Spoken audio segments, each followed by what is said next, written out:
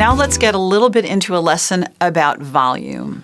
We know how important volume is in the classroom because kids can either use their inside voices well, or they could accidentally bring their outside voices in, and then we have to help them drop their voices.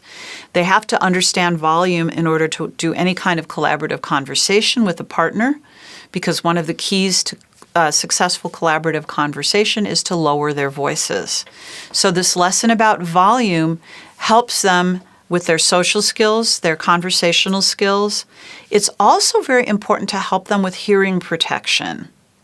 One of the lessons that I like to do uses a volume chart from soft sounds to loud sounds that are common in a child's environment. And you can find it online. There's a company called Etymotic, Etymotic, that creates very good hearing protection, particularly for musicians. And they have a free chart in images on your search engine that shows, like, loud could be a fire engine or a jackhammer, and soft might be the sound of walking across the floor in your socks. And it's teaching kids that when volume goes high, they need protection, and that certain sounds in their environment are not safe for their hearing. When I have these discussions about volume with my students, I ask them, what's the loudest sound that you have to hear pretty often? And one of the things I hear them say is, a parent will play really loud music in the car. And so I've asked them, well, is that like beatbox? And they'll go, uh-huh.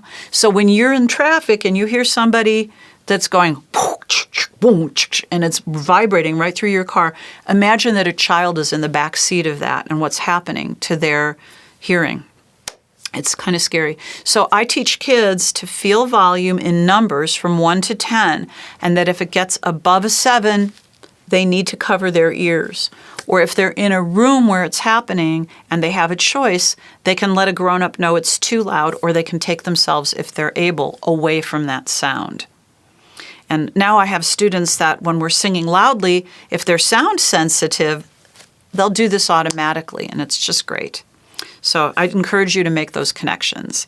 In the meantime, let's teach them a really fun rhyme I learned from one of our Gitsy teachers called Tarzan of the Apes. And so you're going to pat the beat on your knees like this, and I'll give it to you, and then you repeat it back to me.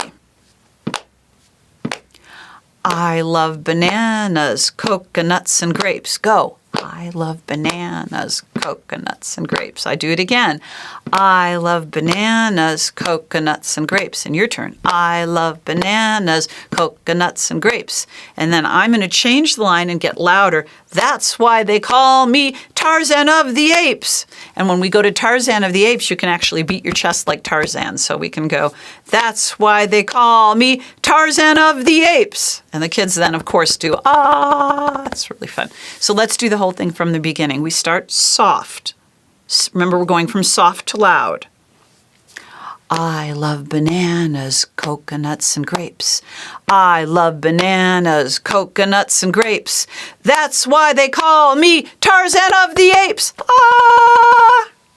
So if you're goofy like me, that was a lot of fun. If you're not very goofy and that's not your cup of tea, you can use something much more much less silly. You can use something like the Itsy Bitsy Spider, and we can go from an Itsy Bitsy Spider in a soft volume to a great big spider and a loud volume. Or we can take a very soft rhyme, like a nursery rhyme, like Wee Willie Winky ran through the town, and then compare it to a big loud rhyme, like something from Jack and the Beanstalk. Fee, fi, fo, fum, I smell the blood of an Englishman. Be he alive or be he dead, I'll crush his bones to bake my bread. And the kids love the scary stuff too, as you know. So I encourage you to use poetry and chant and dramatics to teach volume. And then we can apply volume to singing songs, and we can sing with great emotional impact when we change up the volume. Now, when you lower the volume in a song toward the end, you're actually creating a teachable moment. You're helping the children come into a place of peace and presence, and they lean in And that's when you can give them a message that's going to be with them in a deep way, not just through the day, but something that resonates and reverberates for them on an ongoing basis. So in the next segment, we're going to do that with a song.